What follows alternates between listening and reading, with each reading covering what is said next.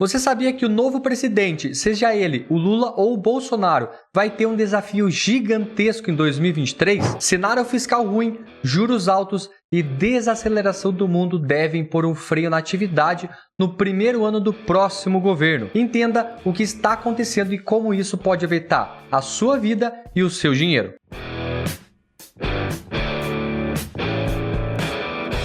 E aí, investidor, bora investir seu capital? Meu nome é Rodrigues Prada, sou planejador e consultor de investimentos e esse é o canal Capital Investidor, investimentos em ação e sem enrolação. Hoje a gente vai falar um pouco sobre a economia e qual o grande desafio que o próximo presidenciável vai enfrentar e como você pode tomar todas essas informações para fazer melhores investimentos e passar por esse momento de forma mais branda. Dito isso, você tem que saber que o PIB do Brasil deve crescer próximo de 3% em 2022 e um ambiente de forte recuperação do setor de serviços, aumento do Auxílio Brasil, queda do desemprego e deflação estimulada por medidas do governo.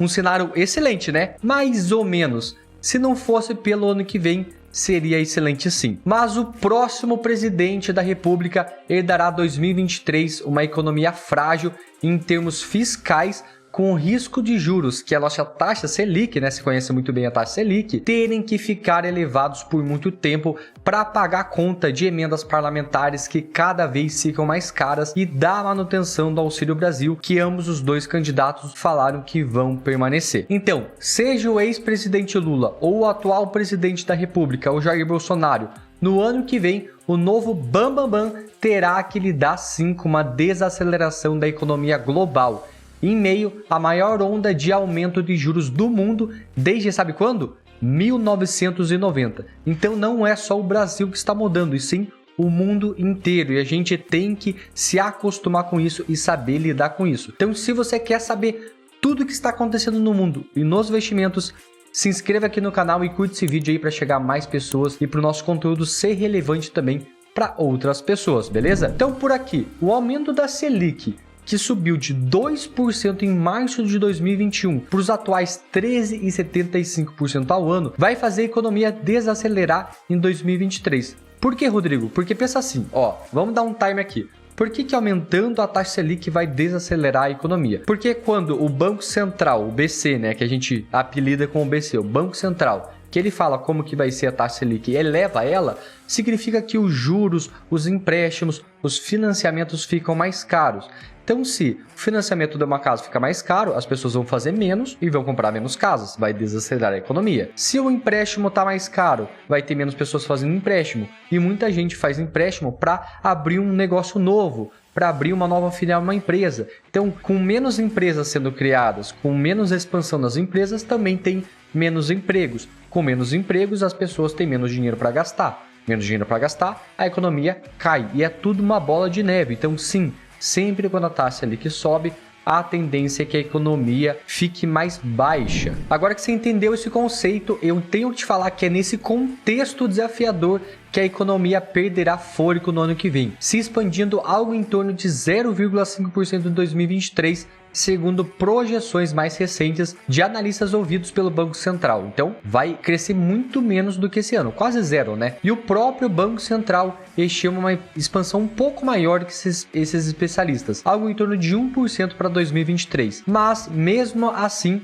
esse seria um crescimento bem abaixo dos 2,2% de alta da economia mundial, segundo estimativas da OCDE. Só por curiosidade, essa mesma entidade diz que a expansão da economia global de 2022 deverá ser algo em torno de 3%. E é inegável que a economia brasileira vem surpreendendo pela força nos últimos meses, que foi puxada principalmente pelo setor de serviços, em forte recuperação após a reabertura proporcionada pela vacinação contra o coronavírus e também pela ampliação dos benefícios sociais pelo governo. O mercado de trabalho também vem mostrando um fôlego bem surpreendente, com a taxa de desemprego caindo por menos de 9%. Fazia tempo que a gente não via essa taxa tão baixa, mas esses efeitos devem se esgotar. Com a combinação da taxa Selic lá em cima, a inflação também alta, elevado endividamento e o esgotamento do efeito da volta da sincronização dos brasileiros à vida normal deve começar a colocar um freio na atividade, como já mostram alguns indicadores, tá bom? Então, o que isso significa na prática? Que a gente estava no momento ideal para a economia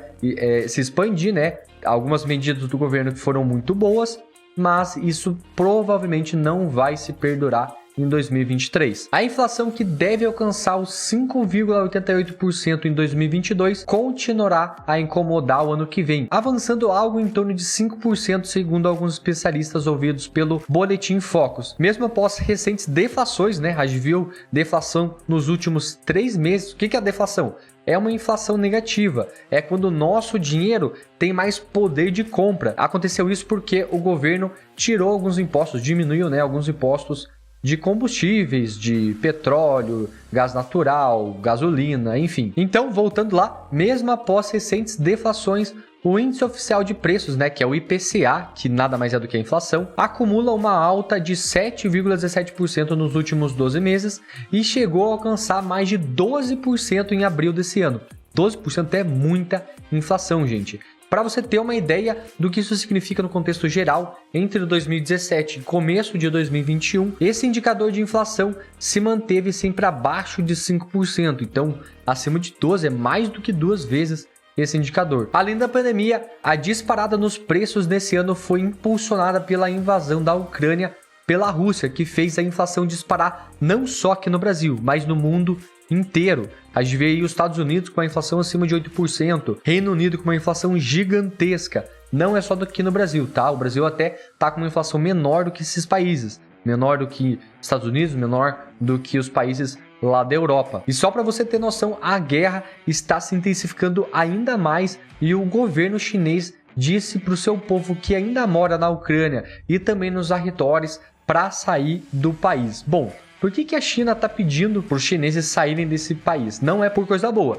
A gente pode prever que eles sabem de alguma coisa que a gente não sabe. Talvez um conflito que vai ficar muito pior, talvez uma bomba nuclear tática, né, que destrua a localização ali da Ucrânia. A gente tem que tomar muito cuidado. Vai ter alguma coisa aí, a gente sabe que não é uma coisa boa. E também a gente tem que ficar ligado e muito atento com possível confronto e conflito que pode ter entre a China e Taiwan. China aí querendo retomar os seus territórios em Taiwan, mandando várias bombas no mar do lado de Taiwan. E se isso acontecer, é um forte indicador de que a economia vai desacelerar. Estados Unidos vai colocar forte repressão na China. Japão, que está ali do lado de Taiwan, vai começar a repensar se vai começar a criar novas armas nucleares, que faz anos que eles não têm. Então, é um momento aí de muita cautela. E além disso, se só não bastasse só isso, né?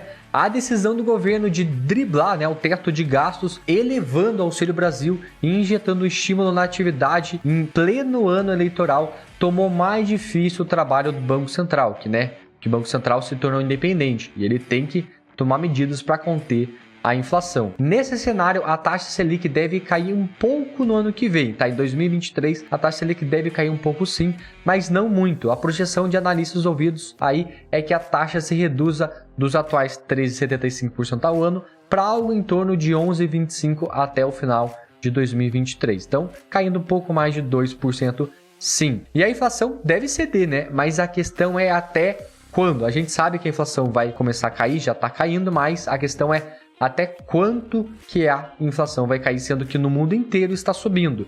E o Banco Central já subiu os juros, mas eu realmente não acredito que a inflação vai virar para a meta do governo, que é de 3,25% para o ano que vem. Eu não acredito nisso, pelo menos aí acima de 5%. Tá, beleza. Mas então como trazer a inflação e os juros de volta a níveis civilizados, Rodrigo? Bom, o desafio aqui é controlar as contas públicas, mas o fato de o teto ter sido driblado pelo governo não ajuda em nada. O mecanismo do teto de gastos, que foi aprovado lá em 2016 pelo governo do Michel Temer, não está sendo respeitado. E foi essa previsibilidade do teto de gastos que permitia que a taxa Selic caísse tanto de lá de 2018 até o final de 2021, caindo até 2% ao ano, uma taxa muito baixa, o que favorece demais a economia e ajuda demais o Brasil a crescer. E por que isso acontece? Porque quando o risco de descontrole das contas públicas de um país se eleva, os investidores passam a pedir taxas maiores. Então, se o risco de um país é muito alto, a gente, para investir em títulos públicos, né, que é o Tesouro Selic, a gente também quer receber muito mais. E o contrário também é verdadeiro. Se o risco de um país é baixo, a gente aceita ganhar lá em renda fixa também mais baixo. E segundo o economista-chefe da Guide Asset, o Daniel Wicks, diz que o problema do Brasil sempre é problema fiscal, de colocar uma nova regra e que essa regra fique em pé e que diga a dívida vai ser sustentável daqui para frente. Isso nunca acontece aqui no Brasil, esse é o nosso grande problema. E o Brasil até que se saiu bem ali durante a pandemia, mas já entramos nela com um ponto inicial de dívida muito elevado. E os desafios seguem muito grandes. E a partir de 2023, o país deve enterrar de vez o teto de gastos. Tanto Lula quanto Bolsonaro, eles já anunciaram que vão manter o pagamento de R$600 do Auxílio do Brasil no próximo ano, o que traz um problema gigantesco para alinhar isso dentro do orçamento do governo, que é bem difícil regular isso. E até o Lula já deixou muito claro que irá revogar a regra fiscal em caso de vitória nas eleições, e ao mesmo tempo que vai tentar avaliar ali as novas formas de garantir e a sustentabilidade, né, da dívida, porque se ele tirar o teto de gastos, ele vai ter muito mais dívidas e como que vai controlar isso, não sabemos, né? Ele não deixa muito claro. E eu até queria perguntar, Lula, quem vai ser o seu Paulo Guedes? Eu quero saber quem vai ser o seu ministro da Economia, que até hoje você não me falou, eu quero saber. Eu acho que até o pessoal aqui também tem que saber e você tem que dar essa esclaração. Eu quero saber e quero pesquisar quem é essa pessoa que vai ser tão importante no seu possível governo, tá bom? E até o ex-diretor do Banco Central, o Sherman, fala que o teto de gasto já foi morto. Então a gente tem que tomar muito cuidado como que os dois governos vão cuidar do teto de gastos. Beleza, já que ele já foi morto, o teto de gastos já foi morto, o que você coloca no lugar dele? Provavelmente algo que vai convencer as pessoas que a trajetória da dívida do Brasil não vai ser algo explosivo, não vai aumentar demais. Mas se depois que a gente ferrou o teto de gastos e colocou uma nova lei, algo novo, quem vai confiar que isso novo vai funcionar? Se ele já estourou o teto de gastos, quem dirá que ele vai permanecer com essa nova proposta? Bom, a gente tem que rever. E apesar das contas públicas terem sim se comportado melhor do que esperado nos últimos anos, com o Tesouro estimado um superávit primário de mais de 40 bilhões para 2022, o que é o superávit primário? É quando o governo tem mais lucro do que despesas, tem mais receitas do que despesas, e assim tem um lucro. Isso é excelente para um país, tá bom? E alguns especialistas lembram que uma parte relevante desse efeito é consequência de fatores pontuais, que perderão efeitos nos próximos anos. A gente tem que ver se realmente isso vai se concretizar. Como assim, Rodrigo? Com privatizações, por exemplo. Eu sou muito a favor das privatizações, mas uma hora as privatizações vão acabar, né? Vão ter feito todas as privatizações e esse superávit vai ter que vir de outro lugar. Então, se não é da privatização, beleza.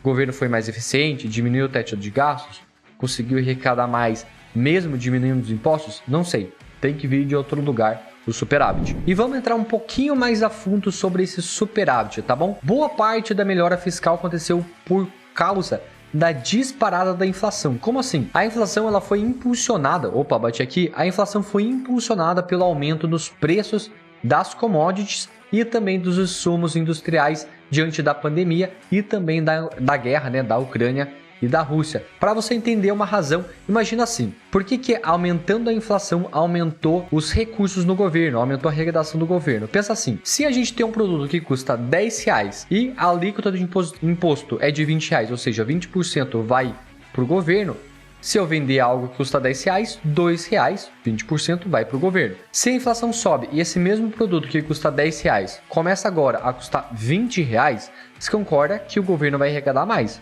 É os 20%. Então, dos R$2 que ele arrecadava antes, agora ele vai começar a arrecadar R$4, ou seja, aumentou a arrecadação, mesmo não aumentando os impostos, permaneceu 20%, porque a inflação foi maior.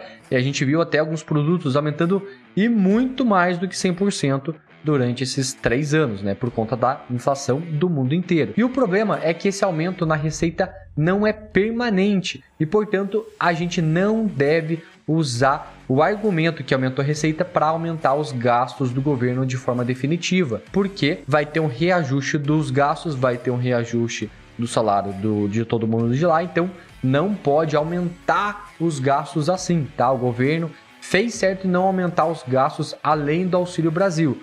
O governo Jair Bolsonaro estourou o teto de gastos? Sim, foi para colocar o Auxílio Brasil. Tirando o Auxílio Brasil, ele não ferrou o teto de gastos, então ele conseguiu controlar, diminuir vários ministérios, isso é um ponto positivo para o governo atual. E é claro que a situação fiscal observada agora, hoje, né, é melhor do que a gente imaginava antes. Com as contas públicas melhoraram, mas trata-se de uma melhora sustentável? Bom, na visão é que há uma série de fatores que favorecem o desempenho fiscal e que não vão prevalecer quando a gente olha num horizonte de muito longo prazo. Então, a gente tem que saber quando que isso é sustentável a longo prazo. Outro ponto bastante delicado do ponto de vista fiscal, que terá que ser manejado pelo próximo presidente com muito cuidado, é a força do Congresso ganhou na hora de decidir para onde vão os recursos do orçamento, com o poder executivo cada vez mais vulnerável à pressão dos parlamentares. Bom, o orçamento de 2023, para você ter uma noção,